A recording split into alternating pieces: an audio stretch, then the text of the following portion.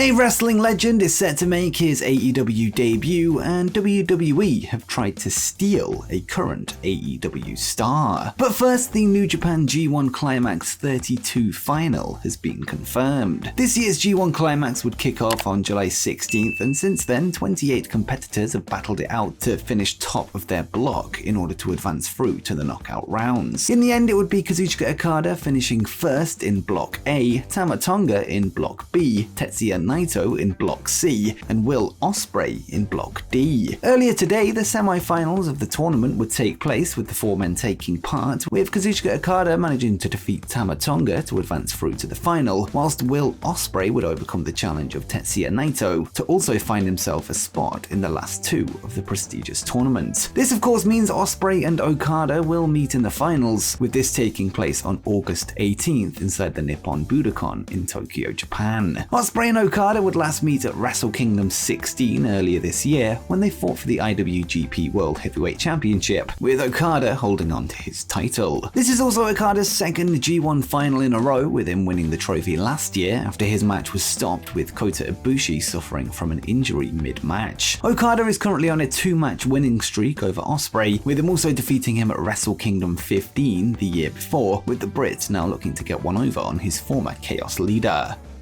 And next up, Lana has teased a potential move to AEW. Last week on AEW Dynamite, former AEW TNT champion Miro would cut a promo from a dark room before Julia Hart of the House of Black showed up in an attempt to recruit him to their faction. Julia would then touch Miro before he told her that only one woman can touch him, that of course being his wife and former manager Lana in WWE, who now goes by her real name of CJ Perry. Speaking with Busted Open Radio this week, CJ would tease a potential move to AEW to teach Hart a lesson, with her saying, "Miro didn't tell me about it until after it debuted. I was actually in Malibu drinking a nice margarita. I'm not a jealous type of person, but I was furious. I wanted to literally show up and slap the shit out of her. Hopefully I can get the chance to do that. I really can't go into much of anything. I'd love to do something with Miro in AEW. We'll see what happens." CJ has been a free agent ever since her WWE release back in June 2021, with her often being referenced on AEW television by her husband Miro during promos. Whether or not she eventually shows up remains to be seen, although this angle with Julia Hart could be a hint that something is on the horizon.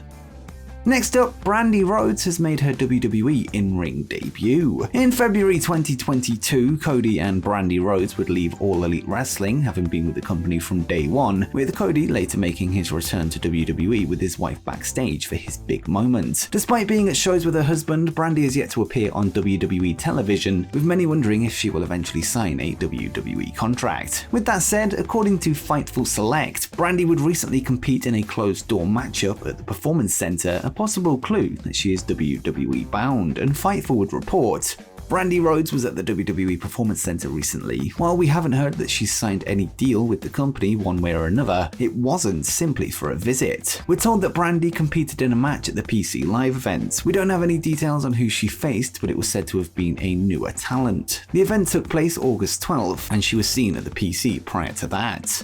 Brandi has been open about her desire to continue a career in wrestling, with her continuing to train at the Rhodes' Nightmare Factory in Atlanta, Georgia. It seems that she is on WWE's radar, with this match perhaps acting as a tryout for a potential contract later down the line. Her last match on screen would take place in January on an episode of AEW Dark Elevation, defeating Kylin King as part of a 9-match undefeated streak at Dark and Elevation tapings. Brandi has been under a WWE contract in the past, where she worked as a ring announcer before following Cody out the door when he asked for his initial release back in 2016, before going on to manage him during his rise through the independents and ultimately AEW. But what do you make of Brandi Rhodes possibly signing with WWE? Let me know in the comments down below. Next up, an AEW star has given fans an update on their injury. On August 5th, AEW would hold tapings for a live edition of Rampage, as well as a taped episode of Battle of the Belts, as well as a pre-taped episode of AEW Dark. During the Dark tapings, Chris Statlander would take on Sierra, where she would suffer from an injury that will now keep her out of action for months to come. Speaking on the most recent episode of AEW Road 2, she would provide an update on her situation, revealing how long she's going to be out of action. And Chris would say, "I did a big homemade boots, which I don't really do often, but I decided to do it, and when I landed, my foot, my knee buckled on me. After getting an MRI, I have a completely torn ACL. My lateral meniscus is torn, and there are lateral impaction fractures in my libium and my femoral heads. So just tiny little cracks that are more of a bruise, but still technically a broken leg. So recovery time, it's about 6 to 8 months post-operation. Once we got the MRI, we were hoping it was just a meniscus tear. That would have even been a few months to 3 months at most. But now that we know the ACL is completely torn, that's the one that you don't want to get, children. So if you ever think about blowing out your knee, don't tear your ACL because it's a long one. Statlander had recently undergone a repackaging on AEW television, adding a level of seriousness to her on-screen persona. It seems that this momentum will now be put on hold until next year.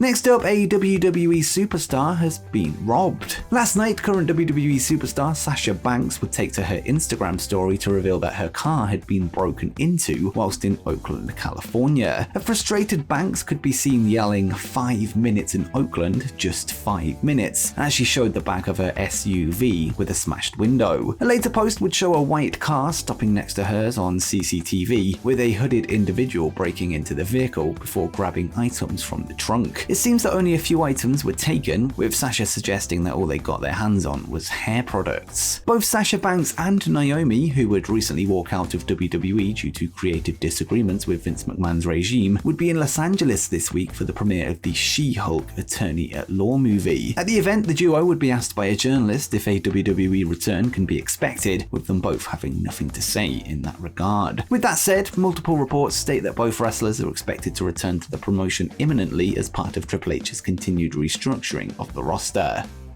Next up, a wrestling legend is set to make his AEW debut. Tonight, All Elite Wrestling will host the House of Dragons special episode of Dynamite in association with the brand new HBO series, which is a prequel to the popular Game of Thrones. The show will see the reveal of the Young Bucks' mystery partner for the Trios Championship tournament, which is expected to be Kenny Omega, as well as an on-brand 2 out of 3 falls match between Daniel Garcia of the Jericho Appreciation Society and the American Dragon Bryan Danielson. On top of this, AEW President Tony Khan has announced that there will be a special guest timekeeper for the show, with Ricky the Dragon Steamboat set to make his AEW debut, and Khan would take to Twitter to say, "For tomorrow's Wednesday night AEW Dynamite presented by HBO's House of Dragon, we have a special guest timekeeper for the event, Ricky the Dragon Steamboat, one of the greatest pro wrestlers of all time, making his return to TBS tomorrow night at 8 p.m. Eastern, 7 p.m. Central." Steamboat's last involvement in wrestling came in 2019, where he made several appearances for MLW, as well as a cameo in an episode of Monday Night Raw for Ric Flair's birthday celebrations in February of that year. Interestingly, Steamboat would work a match with Chris Jericho at WWE Backlash 2009, which turned out to be the Dragon's last ever pay-per-view match. Perhaps this is something that could be called back to during the show, with Daniel Garcia representing Jericho's faction. But what do you make of the Dragon appearing as the guest timekeeper for the House of Dragon's special edition of Dynamite? Let me know in the comments down below. And finally, WWE have tried to steal a current AEW star. Ever since Triple H took the reins of head of creative in WWE, multiple released superstars have returned to the promotion with a new vision for the product and roster in place. On top of this, many free agents and current AEW wrestlers are said to be more open to a WWE return under the new regime, something WWE apparently have been testing the waters on. In a fresh report from Fightful Select last night, it was revealed that WWE have in fact reached out to somebody currently under contract with AEW to weigh up an interest in a return. Fightful would note, a source close to AEW tells Fightful Select that a notable AEW talent, who is known to be under contract, has reported to AEW management that WWE had reached out to them about coming to WWE. We're told the talent made it clear they are happy with AEW and felt like higher-ups deserved to know. The performer had also stated to management that they didn't have a desire to leave All Elite Wrestling.